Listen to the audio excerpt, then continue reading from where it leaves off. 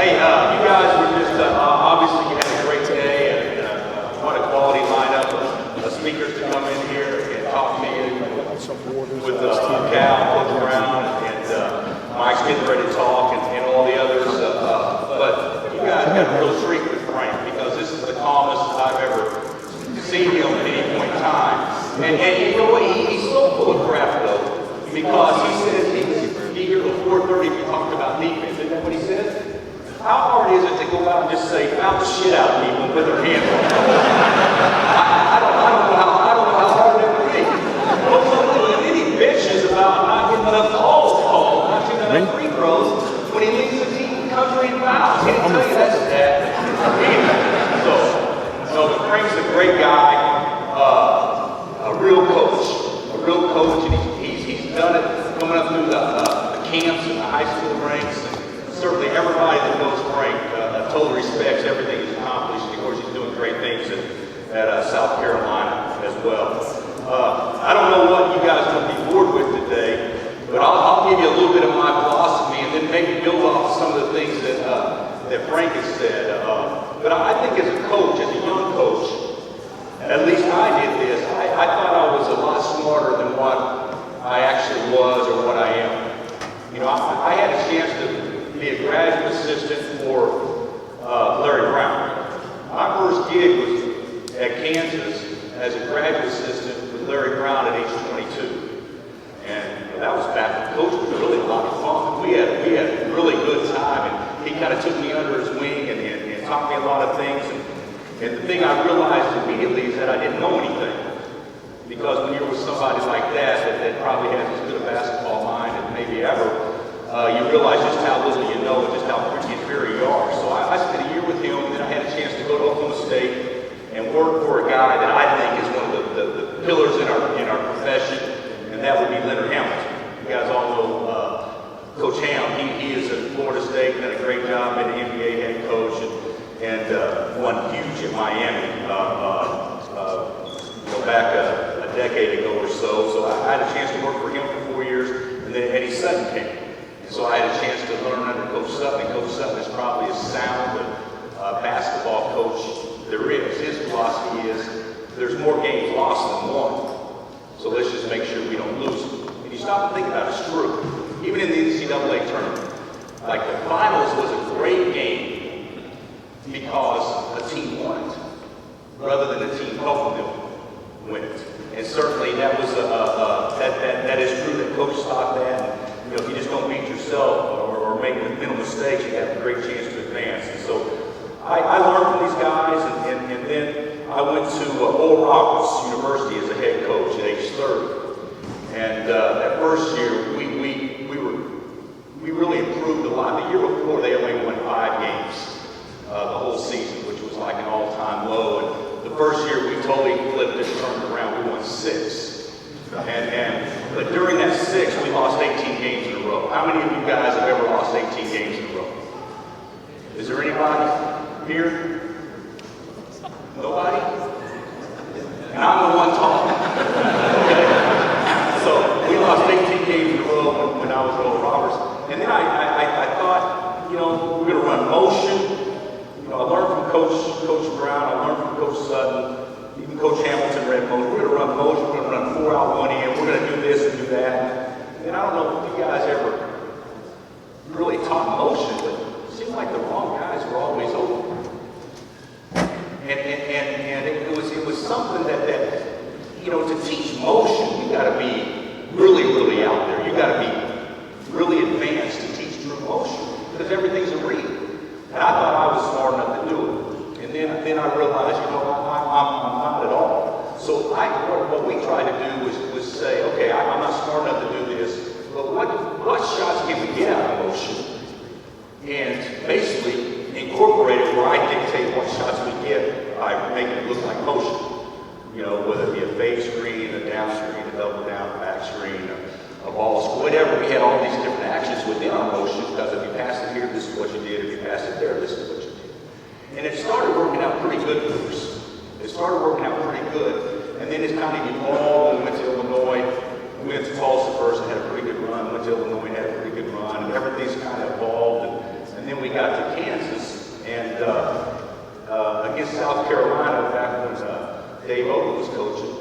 my All-American broke his hand, and he was our only local scorer.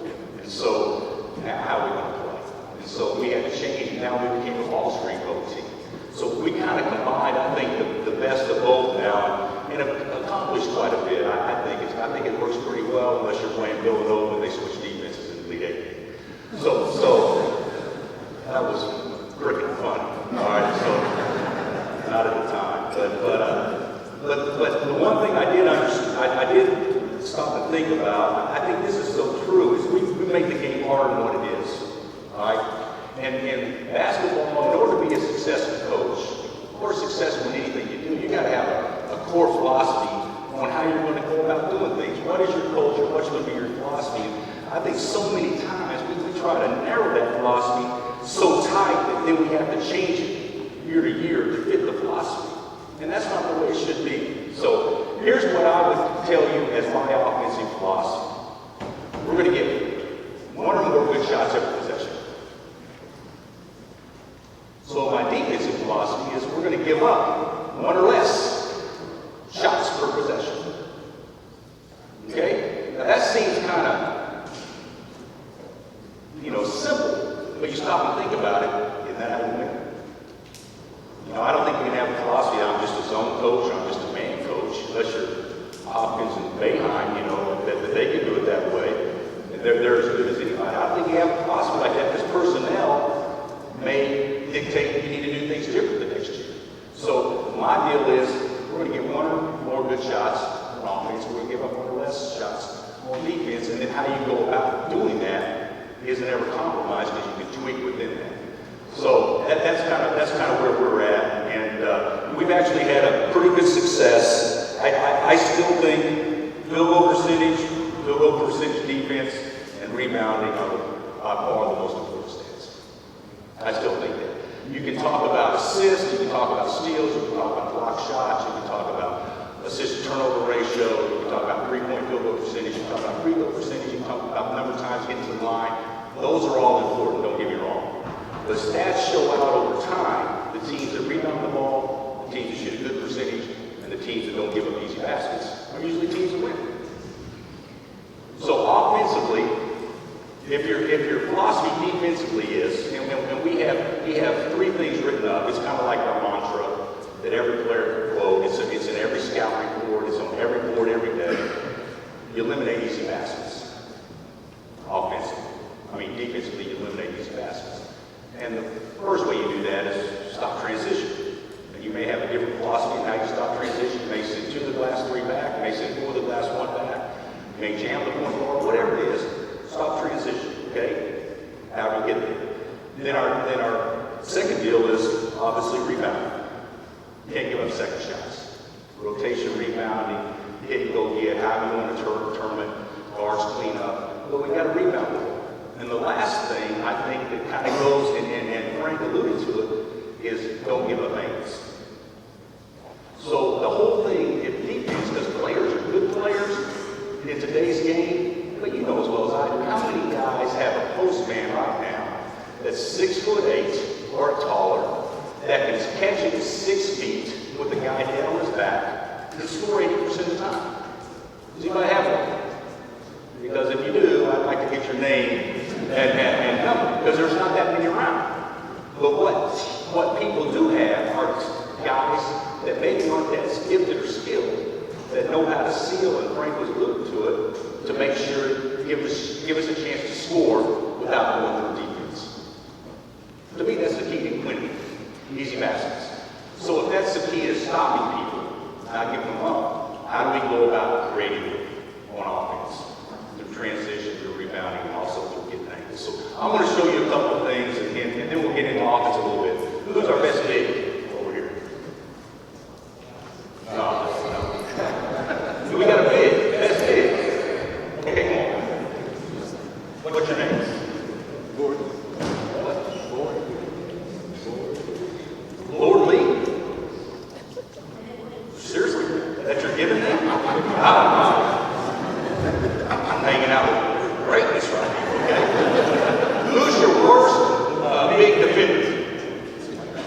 Because you always put the bad defenders out there so the shit works. So, who's the worst First big defender here. Anybody? Oh my God. Yeah, you're right. So Frank was with Matt Lord Lee. Okay?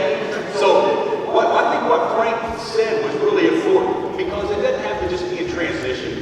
And it doesn't have to be in half-court offense. It can be in anything that you do. Okay? I can ask Mike, who's the smartest post player you ever coached at Syracuse? The smartest. Not the best, the smartest.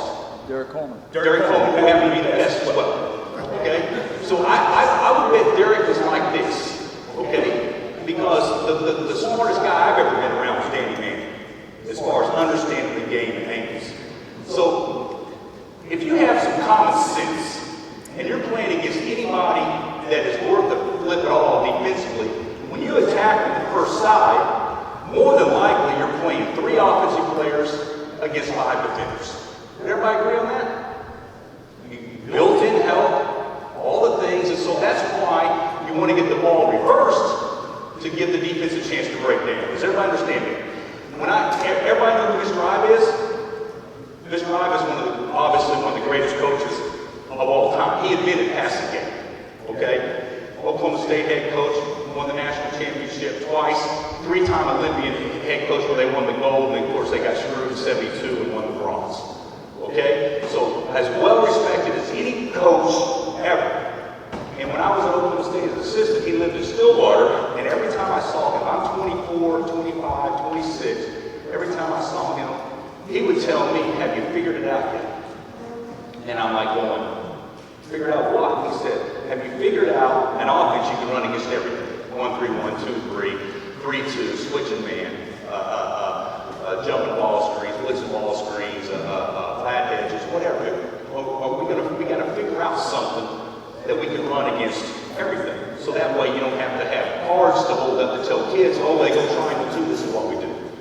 Or they go box 1, this is what we do. Would everybody agree it'd be nice just to be able to play? And it always amazed me because Mr. Ive went to his grave trying to figure it out. And he was 84 years old. And he had been in passing game and he's asking a 25-year-old to help him. So to me, that was humbling for me. Because that always told me, you know, the more you know, the more you realize you don't know in this game. Because nobody's ever going to figure it out. Nobody ever is. And when they do figure it out, somebody will figure out how to guard it, and then it doesn't look very good, okay? So here's what I would tell you is, we got a ball here, bud? Here, point guard. Come on, man. Get that slow. Well, you need to be quick, you're not very tall. So here's the deal. So when you come down on offense, it's on the first side. You're basically playing 3 against 5. Would everybody agree with that? So we want to do something to give our offense a chance to break, defense a chance to break down.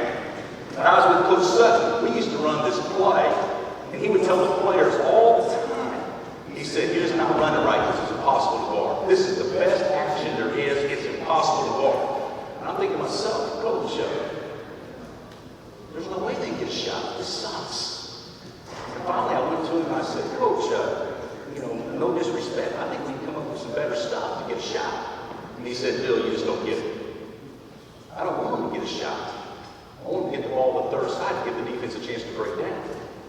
Because if we run something to get a shot on the first side, we have to give the defense a chance to break down." So in theory, you kind of know where we're coming from. So here's what I would tell you. If Derek Coleman or Danny Manning, whenever the ball's in the half court, okay, whenever the ball's in the half court, right here, if you're a good post man and it's on the first side, you know the chances aren't very good of scoring. And it drives me nuts sometimes. Of course, we don't have anybody that posts up this hard. Matt, your Lord, Lord lead here. But you know how many times you see a guy come down and he ends up posting his ass off. He's posting up, and they throw it to him here, and he's a post man, and he's playing with the guy on his back right there, and what can he really do except be a passer? Does that happen all the time? Now, if you're a skill guy like Mike Beasley, like he was talking about, you catch, rip, and go and things like that, those Mike Beasley don't come around. Okay? So here's what I would tell you. If you know you're not going to score to the second or third side, you always post at an angle, or always post below the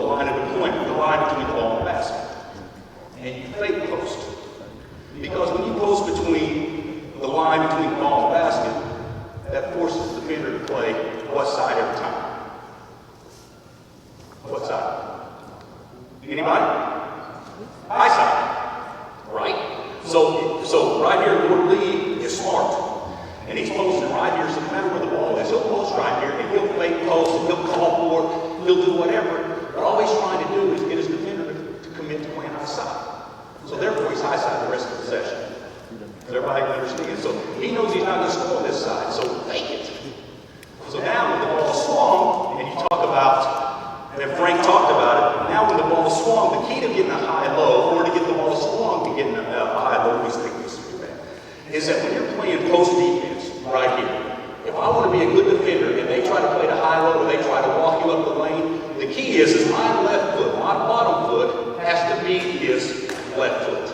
Because if I don't, and I'm right here and pass the ball there while the ball's in the air, leg with me right there, right there. I'm beat. So the key to being a good defender is you're right here, and then go ahead and throw it there. And then I have to beat right there. First step stops the high-low. Okay, because everybody sees it. But if you're not alert, it won't happen. So now he gets me right here. So go ahead and you beat me, or Lee. Beat me. Now I'm not on the high side. So now I'm probably not going to get the high-low, even though everybody likes to get that. And the reason it's a great pass to throw is because it's in the sweet spot of the floor. Because there's no weak and there's no strong. Okay, everybody understand? But now when the next pass is swung, if you don't have it, just simulate throwing the ball over there. You got me. Now you keep walking them up the lane, and now what we talk about now is throwing the ball to the corner of the backboard. He said, Frank used the term, what did he say, baseline hand? I can't remember. We say corner of the backboard. So when you stop and think about it, now we give ourselves a chance to score to the corner of the backboard. Right there, and you have a chance to score without a defender behind you. That's how you win games. Is you get 4 of those a game. So the first thing I want to say is teach your postman or post gal, if they're smart, is fake post. Don't wear yourself out. Let the defender get where he wants to get, and then attack him after he gets there. But if you want to play to an angle, always post lower than the line between the ball and the basket, so the defender automatically plays high side. You know, there's been the way I was taught, and the way I taught it for a long time, is you post between the ball and the basket here, and then you make the defender make a decision. How you can play, make a decision. Well, that takes effort. Just go down there and just let him get where he wants to, and then attack him after that. Okay, does that make sense with everybody? So that would be something that I think that Frank and his guys do a really good job of doing that. The other thing is, it doesn't matter what you run. I'm convinced. You could run flex, you could run ball screen continuity, you could run high-low action, you could run dribble weaves, you can run whatever. That's not the problem, because every coach cheats. And what I mean by cheating is they're going to try to do something, probably early in the clock, to give their best player a chance to score in the right area of the floor. Would you guys agree with that? You can run America's play, you can run whatever. Okay? The problem is, like Frank said, what happens when you guard that? What do you run behind what you run? Okay? Because what you run, you're only going to get shot on 25, 30% of the time. So what do you run behind what you run? And so, you know, with the short clock, it's a little bit more difficult. But what we do is, can we get 2 more guys out here? One big, one white. Aaron, Dre, Aaron, Lee, Matt, and Mike. Okay, all right. So here's what we do. So anytime the ball goes inside, let's say start up here. Let's get to the weak side. How does that make a difference? Anytime the ball goes inside, the play's over. Anytime you get an offensive rebound, the play's over. Anytime you retrieve a loose ball, the play's over. We don't have time. Doesn't it bother you guys? I would think without, you guys have a shot clock here? You don't? So doesn't it bother you when you run something and you don't get it, back out, and you run the same thing? That would bother me as a coach, even though I would do it if we didn't have a clock. But the whole thing is you should be able to get into something without setting up. So let's say the ball goes inside. Stop. Okay, ball goes inside. So now you have your weak side guy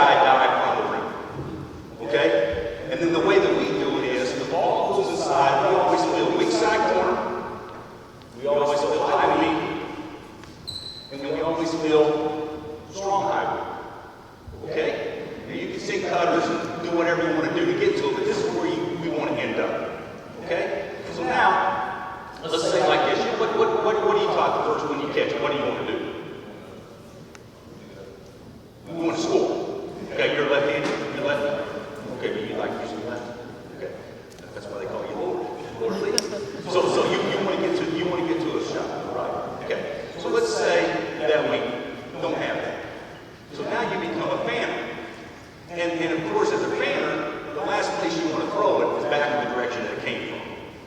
But that's not always true for the last ones, okay? So this is what we would do. Let's say we throw opposite, stop. Weak side post guy is always getting under his defender. So you're right here. When you dive, you're getting right here because your defender is going to be right here. Okay? He's going to be right here. He's got to be. And he's got to help him oppose it, maybe if he dive, if he goes to the middle or whatever. So when you fan. Go ahead. Stop. Okay? As that happens now, what we got, we just created an angle to score. And if you watch us play, it doesn't happen against real good teams. We'll get 4 or 5 of these a game. Okay? And it's just simple. Because now, as that ball's in the air, now what's your job? This defender right here, the ball's in the air. Your job is to duck in on a line that's beneath the ball basket. So this guy's automatically going to go do this. And so what we teach all the time is just catch it. Throw the ball to the quarterback. No matter what, we just throw the ball to the quarterback. Okay? So that would be what we relate to. All right? Now, as soon as he chases it, now if you want to be a good ball screen offensive team, as soon as he passes it, he's going to chase it.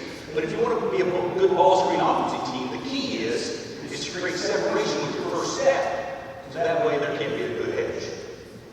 So as soon as you pass, it's a sprint.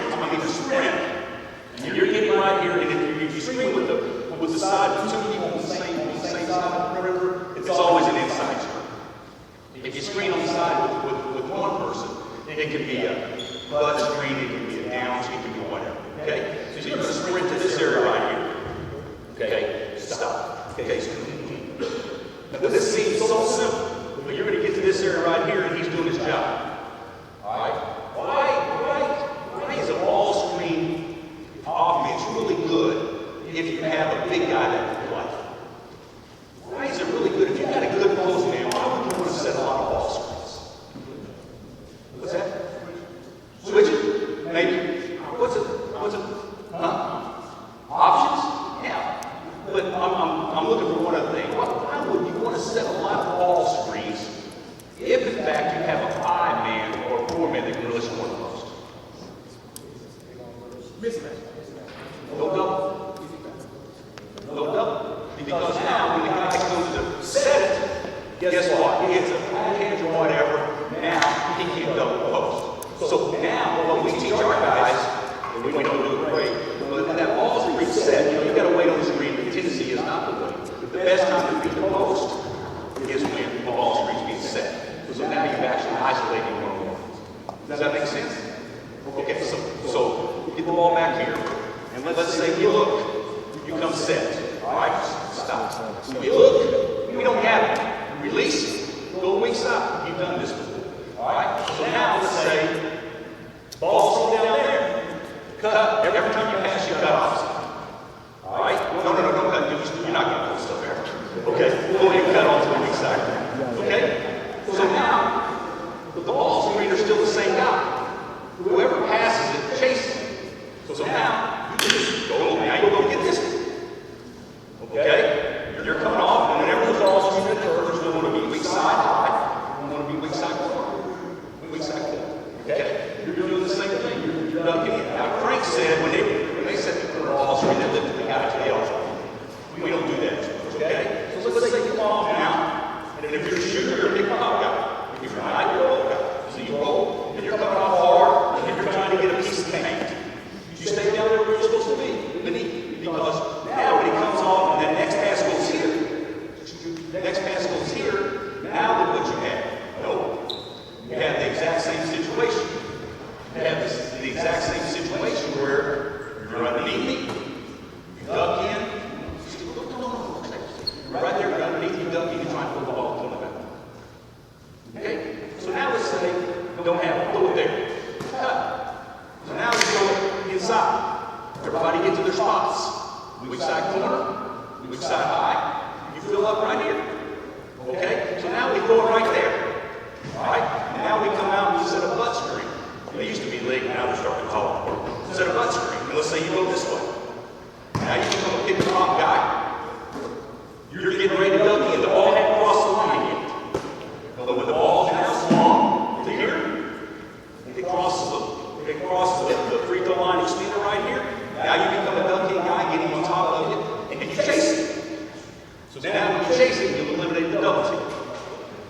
Does that make sense? And you can do that over and over and over and over. So get back here for a second. Let's say you throw the ball this side. Man. Okay? Now we're going to come out and we're going to set it. You attack the middle. So when it crosses the lane line, you duck it in. So now you attack the middle. Now we play pick pop. Now we play right here. All right, now we play pick and pop. So now when the ball's go flat here, they play big to big, front of the rim, and then obviously that opens up the half pass in the weak second. Let's say he drives and he throws it. All right, we would swing it quick. We would swing it. Back to the post, swing it. Interchange. Go. You got to cut every single time. Go back over there. Go into the corner. Go to it. Okay? Now, we just play like that. That's what it is. Okay? But now the other thing that you do is out of this, you're never double low at the same time. Okay? So let's do the same thing. So if you guys saw us play, remember Perry Ellis? He played for us since 1998, I think. So you got to remember. But you got the ball right here. Okay? So now it's a situation. Let's say you come off, reverse, move. No. Okay, you hit him. Let's say drive the base and I make the half pass. Good. Look, sweet. Double low. Swing it there, even. Now, can you double low? You get high. You get away from him right there. Let's say you throw it high. Take. Now you got the high low. All right, you get okay? You got the high low. All right, got there. Swing it. All right. Let's say now chase it. Go chase it. You still got the same thing. Ball screen. Let's say go ahead, come on. Go back. No. Every time you ball screen, you roll. Okay, so let me change. I should have said that earlier. So whenever you set a ball screen on the two sides of the floor, you always run to the rim. Because here, if I do a good job, you think about this. If I do a good job, you do your job coming off, my defender, Lord Lee's defender, is above the ball. He's above the ball, so you automatically have an angle. You have an angle way before the player starts. So now you come on, let's say I'm guarding, you go to the side, I'm guarding, and I do this right here. You're rolling, you're getting underneath me. Roll, or run. All right, now you see this, so you throw the ball back at the same time. The opposite. We can't be double low. You're flashing. I'm going to get back to my man right here. Let's say we have right here. Go down. Swing it. Now we'll go right here. Does that make sense? So, to me, and this is a crash course, and you guys can ask questions here. But to me, there's a lot of reasons to set ball screens. The most common sense reason would be is that I got the guards, right? I want to get in the guard in the paint. All right? Or it could be like, I want to, this team doesn't defend ball screens great, or we want to force help out of downhill and pitch. There's a lot of things. But don't ever forget, two reasons why you set ball screens is that you can't double the post. You throw it inside every time because the other big man is out guarding on the perimeter. Okay? And the other reason is, if they don't down the ball screens, if they hedge them, that means you always have an angle because your defender will be above you when you run too fast. So that to me, in theory, is how you win games. Other people will try to win games doing it different ways, which is totally fine. But the way we think is, we just create an angle, so therefore, you got a chance to score without a defender being behind us. Does that make sense? To me, it's overly simplistic, but that's how we think. Then if you got a good player that can step out and probably face, do what Perry did, or do what some of these other really great players do, that's great. But most high school teams don't have that. And when we were at Tulsa, we went to the Elite Eight at Tulsa. We were 32-5. We were a 4-point favorite playing Carolina in the Elite Eight. And they had Forte and Brendan Haywood, Ed Cota, all those cats. And we were a 4-point favorite, and they ended up beating us by 3. But the whole thing was, my starting four-man was 6'4", my backup four-man was 6'4", and we got ankles all the time going against big guys. Because they know how to close with their hips. Okay? So all you want to do is get the defender to play you the way that you want to play. You do that by setting ball screens to get them on top. You do that by posting lower than direct run between the ball and the basket. A lot of ways you can do that stuff. All right? And then once you get them there, that's when you attack. Does that make sense? So, and here's something else. And we're guilty of this, so everybody is. So let's say the clock gets down to 12. All right, let's run flat. And sure, we throw it out there to have our best playmaker come out and do this, or go make a play. But running this, you don't have to do anything because it's ball screen mode. It's a flat ball screen, regardless of where it is. So you throw it to him, he comes and gets it. You throw it to him, he comes and gets it. You always set yourself up to get a shot late clock without having to back it out and bring it out to him. Okay, I don't know if that made much sense at all. I hope it made a little bit. But does anybody have a question about that? Yeah. To the two-man side, if you have a team that's down in the ball screen, you have a guy in the corner. I know the center wants to readjust his angle to try and pick up the defender. But if the guy's coming off the ball screen and the center has to reset himself, what do you do with that guy in the corner? He's in the way offensively. Do you run him through? Not really. Okay. That's a great question. We actually, San Diego State. Mike, did you guys ever play San Diego State? Yeah. Steve Fisher does the best job of down the ball screens than anybody in the country. Okay. So this is what we did. So come out here. All right. Get a guy there in the corner. Get a guy on the high wing. Let's get two bigs. Okay. So we said we're not going to score on the first side here. So what we would do is, let's say this Lord Lee is our best big one. Okay? So as the play happens, cross, go high, go low. It just creates some confusion. You come here, you go get it, and they're going to down the ball screen right here. So what they're going to do, they're going to down the ball screen, and we want to drive it.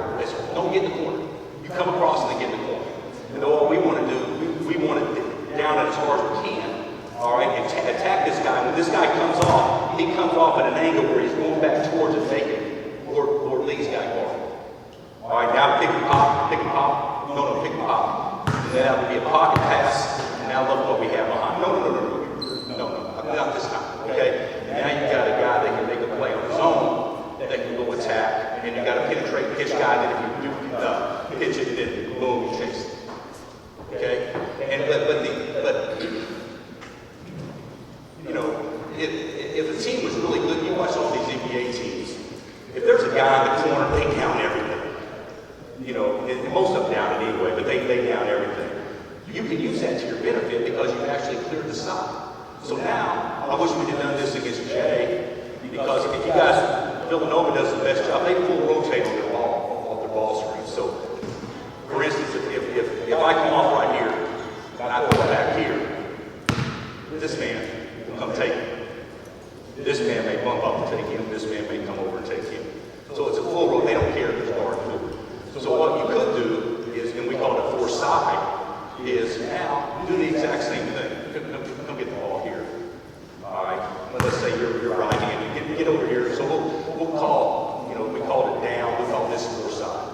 So now, I'm trying to think here. Come off down it. Do the same thing. Run through like you did to the corner. But you stay high. So now, come off hard. Stay a little bit flatter. Come off hard. And your job is to attack the guy right here. And now you play pick and pop on the third side. If the guy's underneath. So. But, you know, this is a bad play. Come over here. This is a bad play. So you're down the ball screen. Come up and he downs it right here. And then whether you bounce or whether you not, you bounce it, you kick out here's right there. Play that pocket pass right there, and then that's right into your offense because the ball crosses the lane line. He ducks in, he may not duck in, but that cross, next pass goes there, he chases it, and now you got it on the high side. So, in theory, good, doesn't always work, obviously, but in theory, good. So, anybody else? Oh, I came a long way. You can at least ask me a question. These Hopkins come right down. Anybody else have anything? Yeah. Yeah. In theory, you know, there's a lot of other things that you can do. You can run some plays that, you know, misdirection, obviously, that we do a lot of.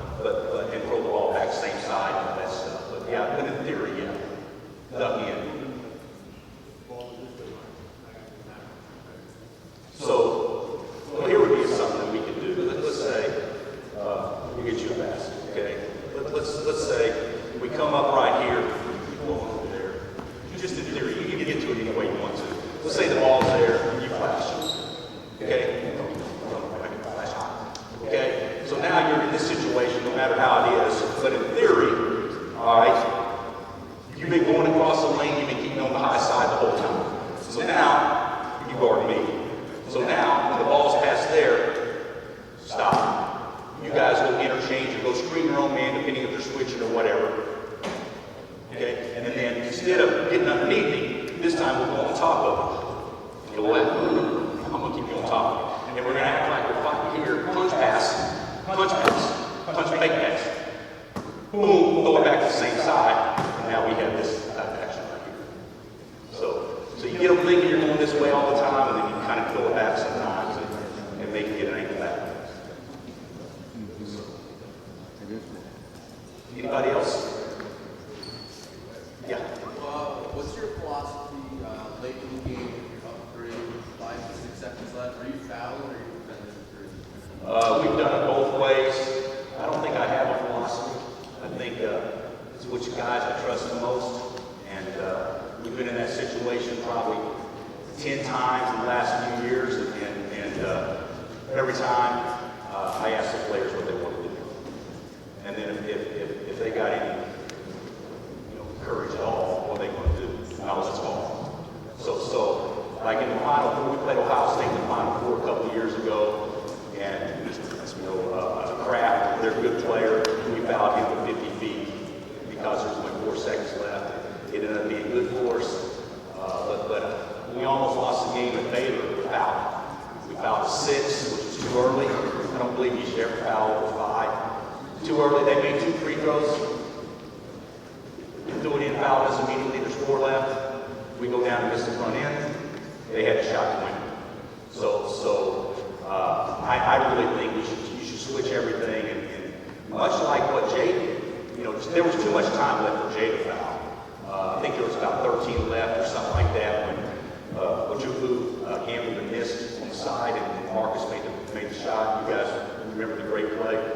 So I bet Jay wasn't upset at all about him making the shot. He's probably upset about a game point. You 7-footer gamble you missed on a guard. That's probably what he was upset about. But he wasn't going to foul. I don't think he was going to foul. So I'd probably defend the entire possession. The other thing about that, and I don't know how other coaches feel, it's a lot easier when the ball's out of bounds and there's 7 left than when they get ahead of steam going. Now we're going to foul. It's a lot harder when there's 15 left and falls in the 4th quarter. Now they're running offense. Now you've got to educate your guys. Okay, when it gets under 5, then it's because they're already in the scoring area. So I get a kick out of announcers sometimes. Foul. Well, they should foul if they're coming full court, but in the 4th quarter, that puts you guys supposed to be watching the clock and doing all this stuff when to go when the ball's already in the scoring area. I think that's what they want. So, anybody else? Yeah.